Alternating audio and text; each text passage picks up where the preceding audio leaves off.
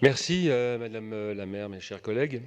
Je ne peux m'empêcher de débuter ce propos en vous remerciant pour le nom de promotion que vous avez choisi, Simone Veil, qui ne peut qu'avoir évidemment un écho très particulier auprès des élus centristes que nous sommes et qui ne pouvait être qu'approprié en cette année de scrutin européen.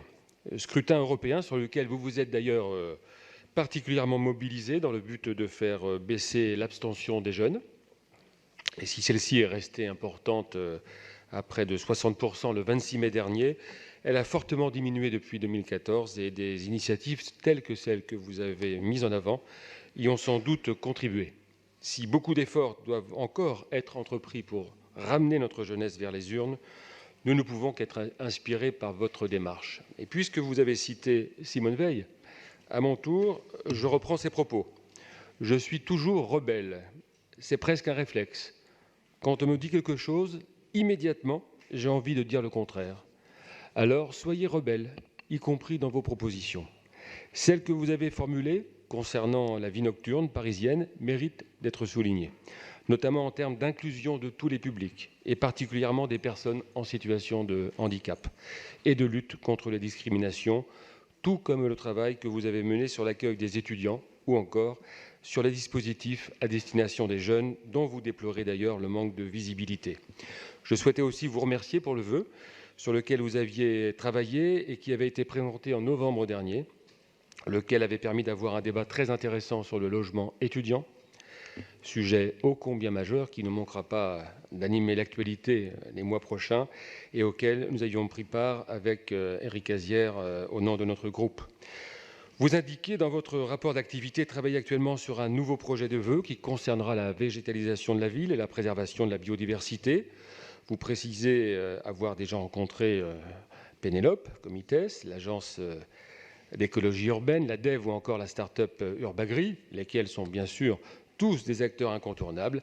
Si vous souhaitez vous pencher sur ce sujet, nous avons déjà eu l'occasion de vous le dire les années précédentes, mais je tiens à vous rappeler que les portes de nos bureaux, à nous, élus du groupe UDI Modem, vous sont aussi grandes ouvertes. Et si vous souhaitez nous rencontrer pour échanger sur le sujet de la biodiversité en ville, c'est aux 9 places, au 4e étage. Vous évoquez aussi dans votre communication vos pistes de travail pour les mois à venir, à savoir l'inclusion des personnes en situation de handicap par le sport ou encore le lien intergénérationnel et le lien armée-nation. Là encore, je ne peux que vous inviter à nous solliciter afin éventuellement d'avoir des points de vue différents sur ces thématiques et de vous forger une opinion la plus diverse possible. Je souhaiterais enfin revenir sur un élément que l'on retrouve malheureusement régulièrement dans vos communications et qui concerne le suivi de vos travaux.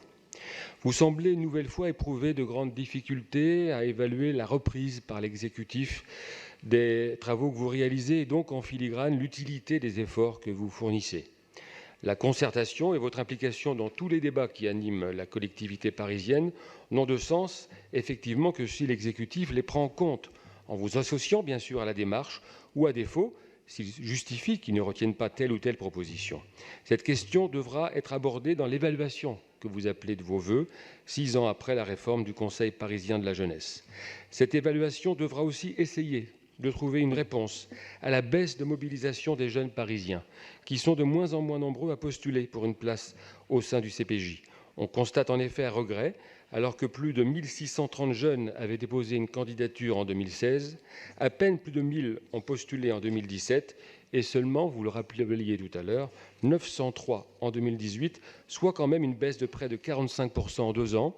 Il reste encore, heureusement, beaucoup de candidats, plus de candidats que de places, mais cette tendance doit quand même être analysée.